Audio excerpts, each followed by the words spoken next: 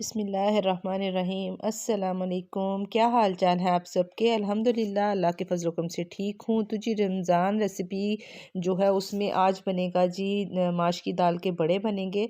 तो मैंने माश की दाल को अच्छी तरह से साफ़ कर लिया है और इसको हमने 3 से 4 पानी धो के भिगो दिया है। थोड़ी सी मैंने इसमें मूंग की दाल डाली है, अगर ना भी डालें तो ये आपकी अपनी मर्ज़ी है। मैंने इसको एक रात पहले भिगो दिया था। सुबह को हमने इसको ब्लेंडर की मदद से हमने इसका बैटर बना दिया है। इसमें जाएगा जी 1 चम्मच मैंने डाला है भर के कुटी लाल मिर्चों का, 1 चम्मच ही अजवाइन का मैंने डाला है। मैं ये ज़रूर डालती हूँ अजवाइन, नमक हस्बे ज़ायका डालना है और सूखा धनिया। यहाँ पे जी थोड़ी सी मैंने ये डाली है हींग डाली है, वो मैं ऐसी चीज़ों में ज़रूर डालती हूँ। मुझे इसका फ्लेवर और इसका जो है इसके बड़े फ़ायदियत है तो मुझे अच्छी लगती है। इसमें मैंने कोई सोडा, कोई बेकिंग पाउडर नहीं डाला।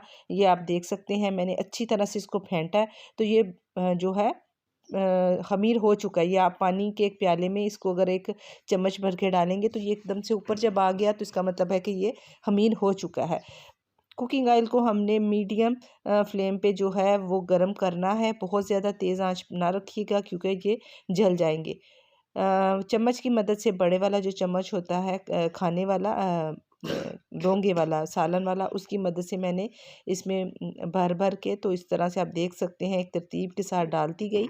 और मैंने तकरीबन 4 से 5 इसके बैच बनाए हैं और हर बैच में तकरीबन 8 से 10 जो हैं वो बड़े मैं डालती गई हूँ। 1 किलो दाल से तकरीबन बन गए थे 50-55 के करीब बड़े बन जाते हैं बड़े आसानी से।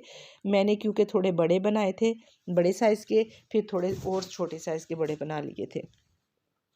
तो जी इस तरह से आप देख सकते हैं ये बड़े अच्छे पक चुके हैं और किस तरह से जाला भी अंदर बना हुआ है बग़ैर सोडे के और बग़ैर बेकिंग पाउडर के। तो फॉरवर्ड जो है वीडियो चला रही हूँ क्योंकि ये बड़ा लंबा प्रोसेस है। 3 से 4 मिनट एक साइड से पकाना है, 3 से 4 मिनट एक साइड। ये क्योंकि हल्की आंच पे पकाने होते हैं तो ये टाइम लेते हैं।